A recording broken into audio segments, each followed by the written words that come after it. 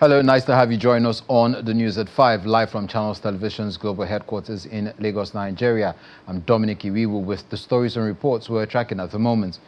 Oyo State's Governor Makinde has taken a swipe at the Minister of the Federal Capital Territory, Wike, urging him to respect individual political choices ahead of the 2027 general elections.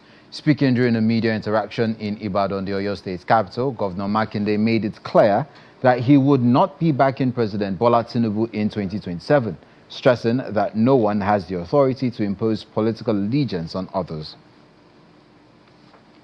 I don't like talking about people, and I will not talk about people or talk about events. But I'll talk about the real issue. The real issue is that Wike would like to support the president for 2027. That's fine. It is within his right to do that. But also some of us that want to, ensure that democracy survives in Nigeria, we don't drift into a one-party state, and we want to ensure that PDP survives. It should also allow us to do our own thing. That is just the issue between me and Wike. And I confided in a mutual friend. So when I was telling our mutual friend, I said, look, maybe he was talking about an errand that the president never sent him. So let's watch, let's engage him. Let's see if he will back off. But he never did. So after he didn't back off, I said, well, now it's time to confront him. Because I told him from that day that I will never be a part of this. And that is why I will not be supporting the president for 2027. Wike can support him, he's within his right, but also it is within my own right to decide within the political space who I will support or what I will do in 2027. The gale of defections into the ruling All Progressives Congress continues today as 6 lawmakers loyal to the FCT Minister Wike announced their defection from the PDP. In a letter sent to the clerk of the House and read on the floor of the House, the defecting officers were announced to include Honorable Dunamere Robinson Dekor, member representing Kana Federal Constituency, who is also a former Deputy Speaker of the Rivers State House of Assembly, Solomon Bob, representing Abua, Odual, and Awada East Federal Constituency, Hart Cyril from Degema Boni Federal Constituency, Victor Obuzo from Awada West Ogba Egbema Ndoni Federal Constituency, who chairs the Committee Civil Societies, Blessing Amadi from Port Harcourt 2 Federal Constituency, and Felix Nweke from Eleme Oyugbo Thai Federal Constituency. We'll give you more updates as soon as we get them. The federal government has arrested 4 suspects believed to be involved in illegal crude oil theft following the interception of a vessel MT Thor along the Coco Escravos axis in Delta State. The suspects were arrested aboard the seized vessel and are facing trial for economic sabotage. The arrest was carried out by pipeline surveillance firm Tantita Security Services Limited, which handed the suspects over to the Interagency Task Force on Petroleum Product Theft at Coco Port. Speaking at the handover, the Executive Director of Operations at Tantita, Captain Warede Eniso, said the vessel was intercepted with suspected illegally sourced petroleum products. Receiving the suspects, the head of the Special Prosecution Team of the Interagency Task Force on Petroleum Product Theft, CSP Omar Sini, reaffirmed the federal government's commitment to dismantling crude oil theft networks in the Niger Delta. The re-establishment of a State Police Council, a State Police Commission, and an executive bill for an Act of General Application for the creation of State Police are some of the proposals that have been made by participants at a symposium held in Lagos to round off the commemoration of the UN Human Rights Day. The symposium, an initiative of the Lagos State Ministry of Justice and the State's Directorate of Citizens' Rights, had the theme Security, a case for the establishment of state police in Nigeria. Our judiciary correspondent, Shola Shoyere, has this report. The debate on state police remains one of the most current governance and constitutional issues in the country. Insecurity, a case for the establishment of state police in Nigeria, is the theme of this symposium, which attracted representatives of the judiciary, the police, other law enforcement agencies, government officials, concerned stakeholders, and many others. The Attorney General and Commissioner for Justice Lagos makes the point that Nigeria is a federal republic, and the creation of state police will align security architecture with its federal structure in line with true federalism and international best practices. The rising insecurity across Nigeria exposes the structural weakness of our centralized police model in a diverse federal system. I therefore propose the following as structure for the state police in Nigeria: the re-establishment of the Nigeria Police Council and proper establishment of state police commission. But the Commissioner of Police disagrees. We can't be using American model and European model for the yearning for creation of state police. We should look at the African model. India and Nigeria stem from the same Commonwealth. That means we were colonized by the same British. And we are using exactly the same policing structure. And they are getting it right. So that means our problems is within, and we have to look into it, which dwell on proper funding for the police force. It is contradictory in terms to have a government without an instrument of law enforcement. In the United States, you have county police, you have federal marshal, you have FBI, you have state police, university even have police, armed. Other panelists also weighed in on the topic, while the host, the Directorate of Citizens' Rights, reinforces its commitment to protecting the rights of all and sundry, and especially the vulnerable. The Directorate of Citizens' Rights, we handle a wide range of matters, such as tenancy matters, debtor-creditor relationships, when there are complaints in that regard, family disputes, even cases of unlawful detention, unlawful arrests. The deliberations here are to form part of ongoing efforts to influence policy, institutional reforms, and promote a safer nation for everyone. Shola Shoyeli, Channels Television News.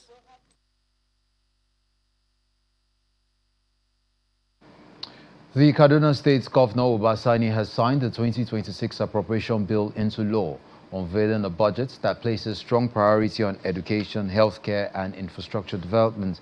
The signing of the budget, which was witnessed by the Speaker of the Kaduna State House of Assembly, Dahiru Liman, and members of the State Executive Council. The budget focuses on infrastructure development, economic growth, and inclusive governance across the state.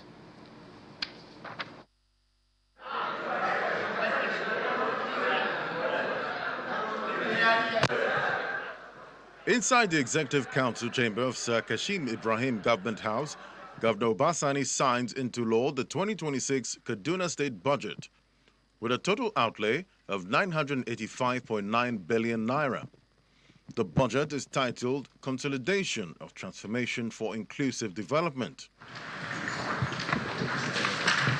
A breakdown of the budget shows that 698.9 billion, representing 70.9%, is allocated to capital expenditure. This is aimed at accelerating development in critical sectors, with education, healthcare, roads receiving top priority. Recurrent spending stands at 287 billion, or 29.1%, ensuring the effective running of government institutions and delivery of essential services.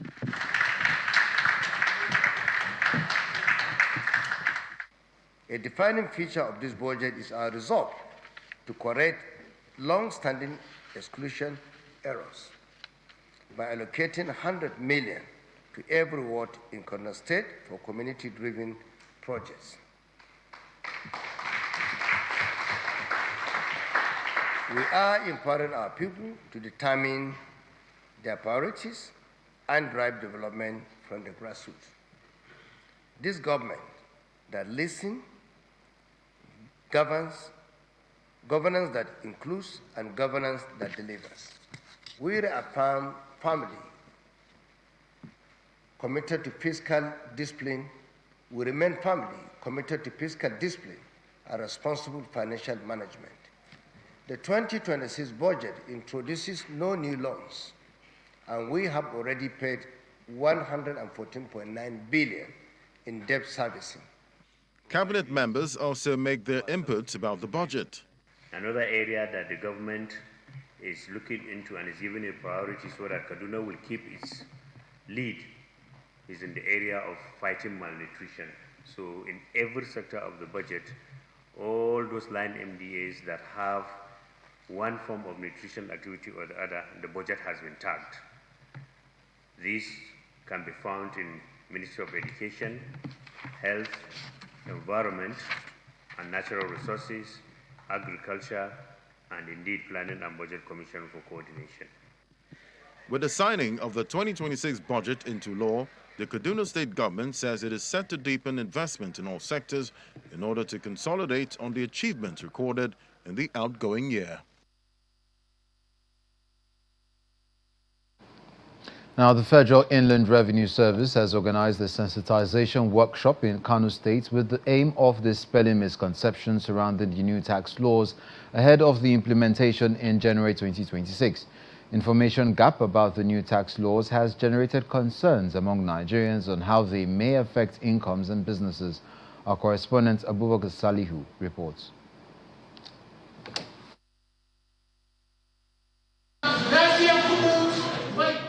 This is part of efforts by the government to create improved understanding of the new tax laws.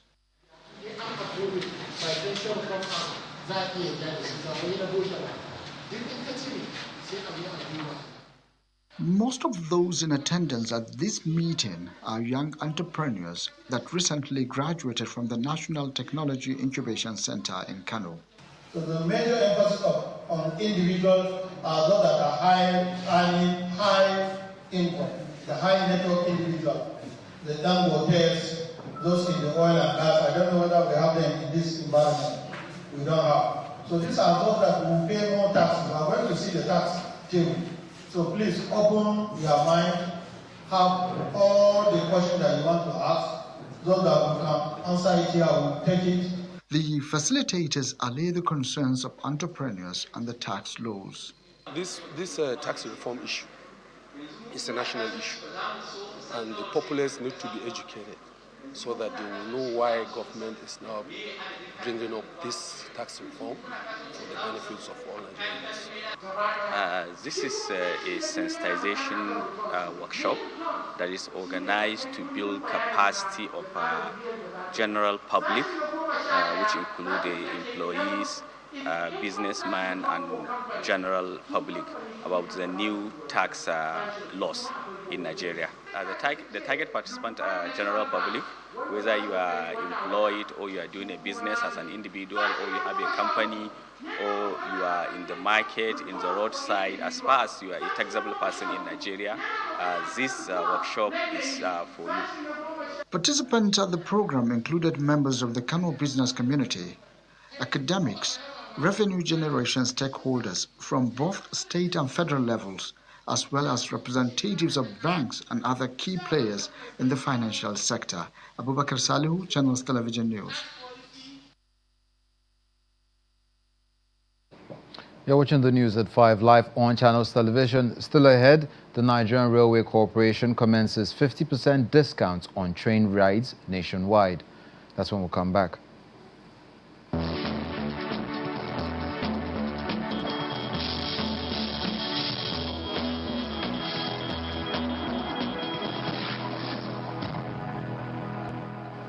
Welcome back. The federal government has approved a 50% discount on all train rides nationwide beginning from today, December 23rd, 2025 to January 4th, 2026 to ease transportation costs on Nigerians. This was disclosed by the coordinator of the Abuja-Kaduna Railway Service, Mr. Mohammed Modibo, at the Idu train station in the nation's capital. Mr. Modido assured travelers of enhanced safety measures throughout the festive season, adding that the corporation is working to increase operational efficiency and restore confidence in the service after periodic suspensions earlier in the year. Our correspondent Victoria Longjohn reports. It's an impressive turnout of passengers at the Idu train station, one of Nigeria's major intercity rail links, as travelers head to Kaduna for the Christmas festivities. Found in a queue, they go through the ticketing and security checks and are led into the waiting room.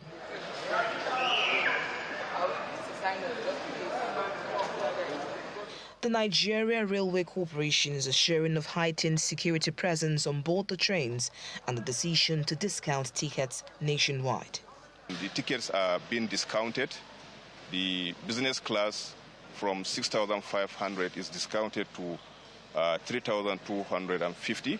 Then the standard class, we charge 3,600 before, and now we are charging 1,800. This season has been exceptionally calm, I would say. You know, there's been a lot of cooperation as against last year, probably because last year was totally free, and you know how it is, you know, when our people see free things, you know, everybody just wants to be part of it, rush it and all of that, and then it was quite difficult last year. It's then boarding time, and passengers make their way to the train.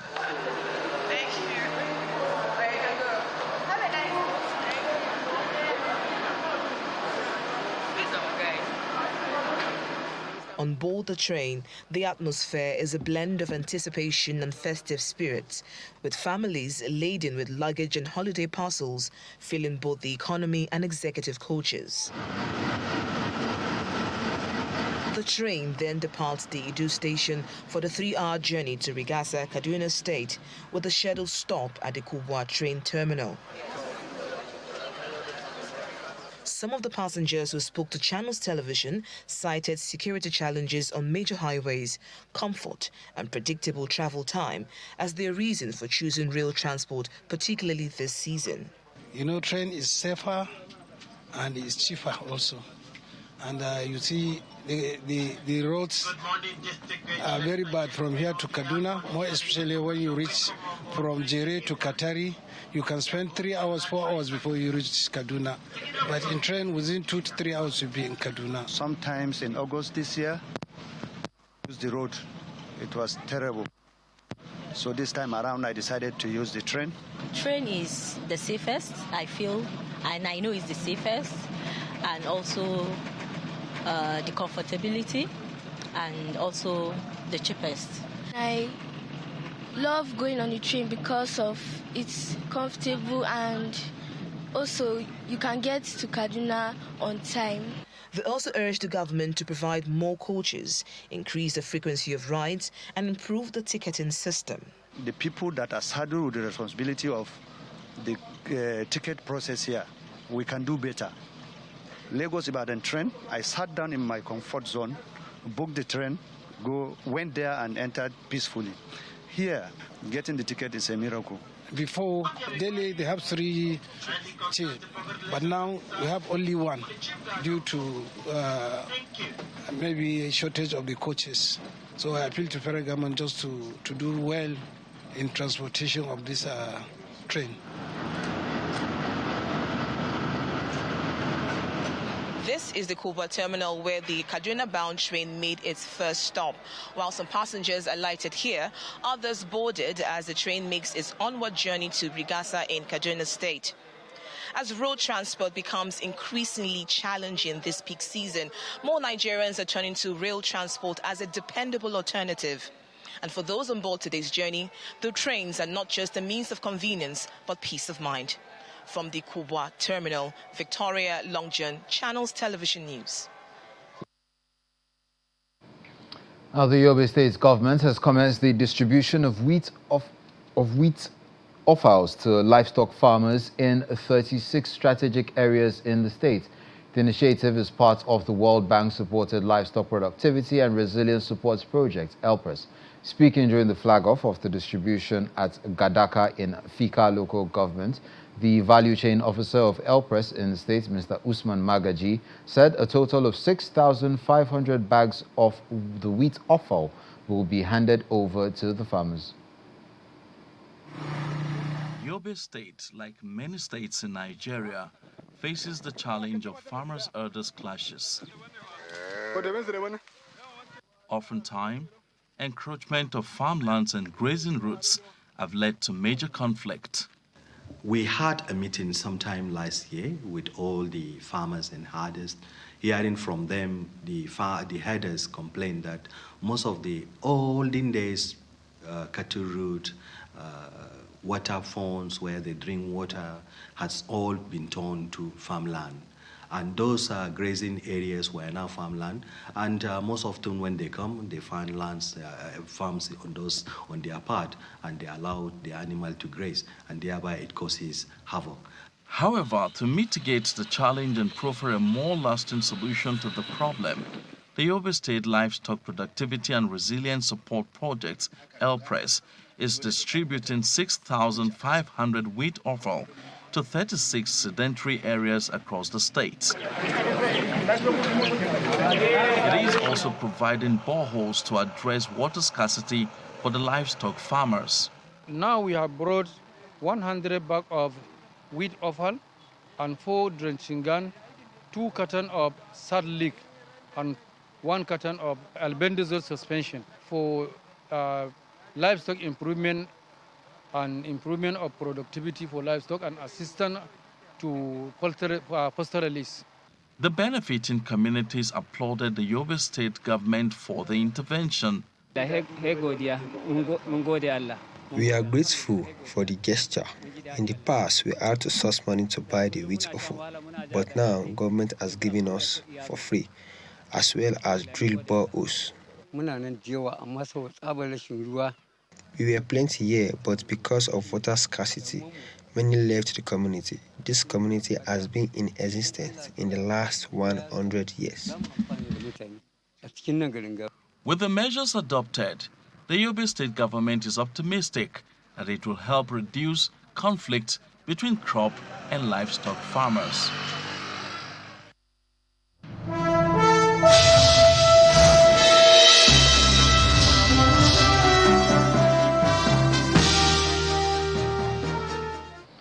In the world of business, Nigeria's macroeconomic outlook is showing cautious signs of stabilization, with the naira and inflation remaining at the center of policy focus. Recent foreign exchange reforms, tighter monetary conditions, and improved liquidity management have helped ease extreme volatility in the naira. Speaking on the developments, the founder and managing director of Taj Bank Limited, Mr. Hamid Joda, says the situation underscores the delicate balance policymakers must maintain in sustaining currency stability while curbing price pressures across the economy. The naira now is predictable. Naira is trading. You can safely say that naira is trading at 1,450. That is good for the economy, and that is what we are taking into 2026. And I don't foresee spikes in terms of loss in the value of the naira.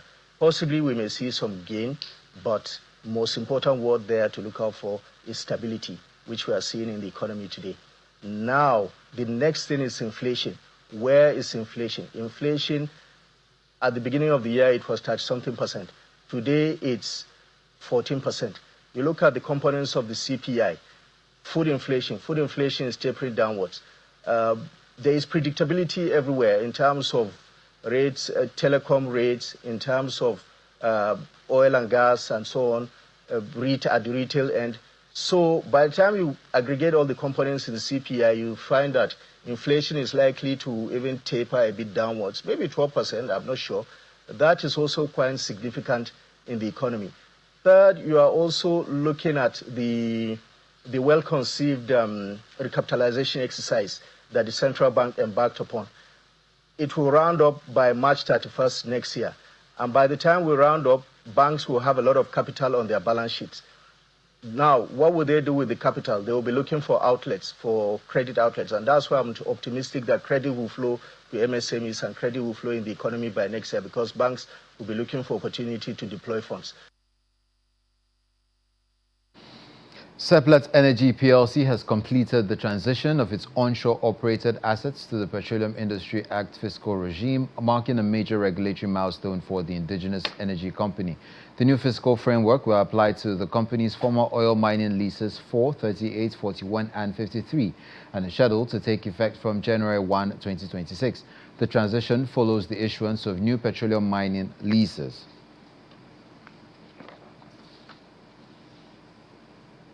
And that's it on Business News and News at 5. I'm Dominic Iwiwu. Up next is The World Today.